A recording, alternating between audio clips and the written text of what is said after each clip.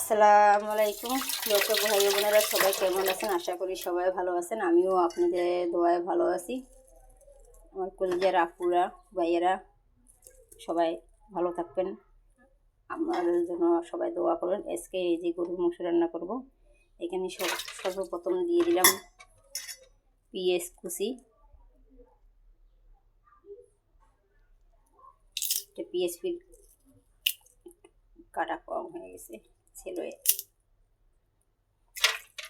এখানে পেঁয়াজ কুচি দিয়ে দিলাম। এখন সব ধরনের মশলা অ্যাড করবো। দেওয়া হয়ে গেছে, এখন আমি হাত দিয়ে মাংসটা মেখে নেব। এভাবে হাত দিয়ে মেখে তরকারিটা রান্না বসিয়ে দিলে তরকারিটার কালারটা একটু খুব সুন্দর পারফেক্ট হয়, মজাটাও ভালো লাগে, অনেক টেস্ট লাগে।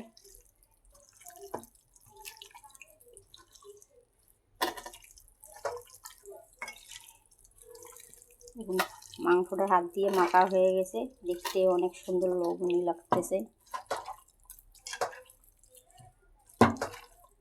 আর মাংস মাখা প্রায় শেষ, সাথে থাকুন। আমি এখন চুলাতে বসিয়ে দেব।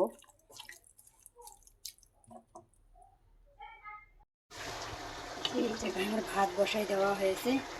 আমার ভাত কিন্তু প্রায় হয়ে আসতেছে, আর অল্প সামান্য 5 মিনিট থাকলে ভাতের সুজ উঠে যাবে।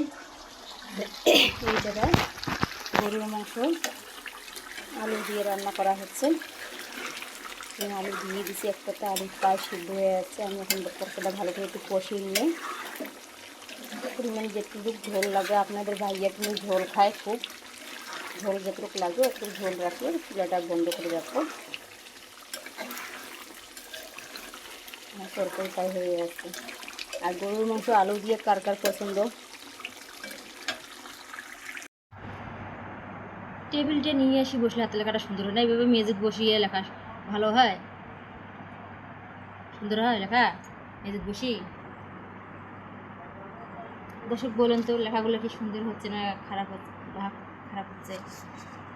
টেবিল আছে, টেবিল নিয়ে বসবে, তা বসবে না, মেঝেতে বসিয়ে পরে লেখা করবে। দর্শক বন্ধুরা, আমার দিকে তাকাও, আমার মেয়ে বলো। দর্শক বন্ধুরা, আমাদের ভিডিওটা যদি ভালো লাগে তাহলে আমাদের চ্যানেলটা সাবস্ক্রাইব করে দেবেন আর আমাদের পাশে থাকবেন।